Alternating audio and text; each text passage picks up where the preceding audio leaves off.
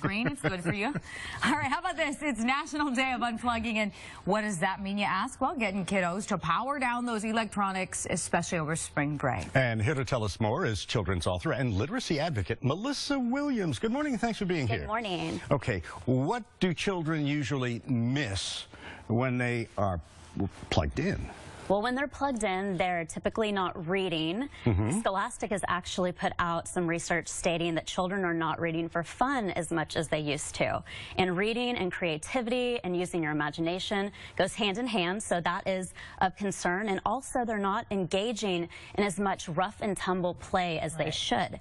And that is very important because when children are reading and engaging in unstructured play, the frontal cortex of the brain is being activated. And we want it to be activated because that's where kids start to learn how to plan goals, and it's their executive functioning that gets tapped into. So we want them to be able to activate that side so that eventually they learn patience versus instant gratification. There's just so many things. And Melissa, we're in the business of helping our parents out this morning because the reality is it's so difficult for these kiddos to put these devices down. The bottom line is, you know, they take them, they're kind of sneaky around the house even when mom says no. So what are some tips? Right, there's this addictive component to it. And they're also seeing their parents completely, you know, building this habit of being on electronics. So we want to make sure that we set some boundaries and we set some limits, especially this spring break. So if there is a time and place for the electronics, that's going to be key.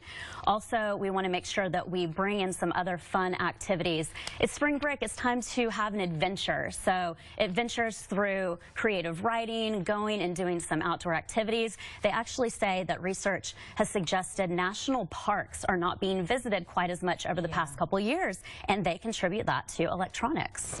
There has to be some type of a delicate balance that can be worked out with parents not exactly telling the children what to do, but having them realize that they need to have that balance between technology and life. Yes, and that there's so much more, and balance seems so hard these days. So if we maybe want to change the word to more of focus, intentional focus, so that as adults we are focusing on the things that are necessary in life and building that environmental stimuli for the child, especially because here we have 2-year-olds and 3-year-olds using electronics sometimes more now than the 8 and 9 and 10-year-olds, and their brains are developing at such a pivotal time in their life, and they're developing through their environmental stimuli. And if it's solely electronics, that is very concerning for later in life. So bottom line, parents also need to unplug, right? Because they're going to be the example in the household. Exactly. Or big brother, big sister. Yes, and kids are like little mirrors. They're going to emulate everything that they see,